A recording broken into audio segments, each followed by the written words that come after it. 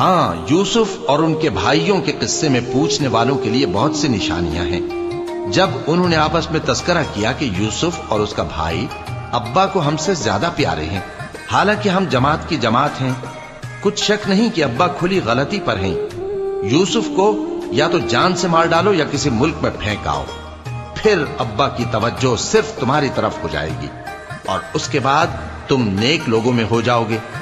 उनमें से एक कहने वाले ने कहा कि यूसुफ को जान से न मारो, किसी अंधे कुएं में डाल दो कि कोई राहगीर उसे निकालकर किसी दूसरे मुल्क में ले जाएगा। अगर तुमको करना ही है तो यूं करो। ये मशवरा करके वो अपने वालिद से कहने लगे कि अब्बा जान, क्या सबब है कि आप यूसुफ के बारे में हमारा एतबार नहीं करते, हालांकि हम उसके खैरख्वाह हैं। कल उसे हमारे साथ भेज दीजिए कि खूब मेवे खाए और खेले कूदे, हम उसके निगहबान हैं।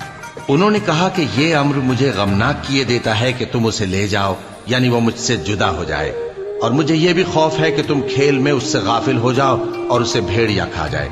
वो कहने लगे कि अगर हमारी मौजूदगी में कि हम एक ताकतवर जमात हैं उसे भेड़िया खा गया तो हम बड़े नुकसान में पड़ गए।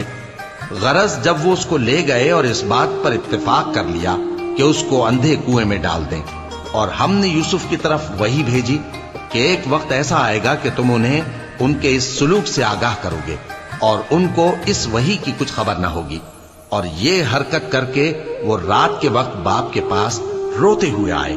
कहने लगे कि अब्बा जान, हम तो दौड़ने और एक दूसरे से आगे निकलने में मसरूफ हो गए और यूसुफ को अपने असबाब के पास छोड़ गए तो उसे भेड़िया खा गया, और आप हमारी बात को वो हम सच ही कहते हैं बावर नहीं करेंगे। और उनके कुर्ते पर झूठ मूठ का लहू भी लगा लाए। याकूब ने कहा कि यूं नहीं है, बल्कि तुम अपने दिल से ये बात बना लाए हो। अच्छा सब्र कि वही खूब है, और जो तुम बयान करते हो उसके बारे में अल्लाह ही से मदद चाहिए।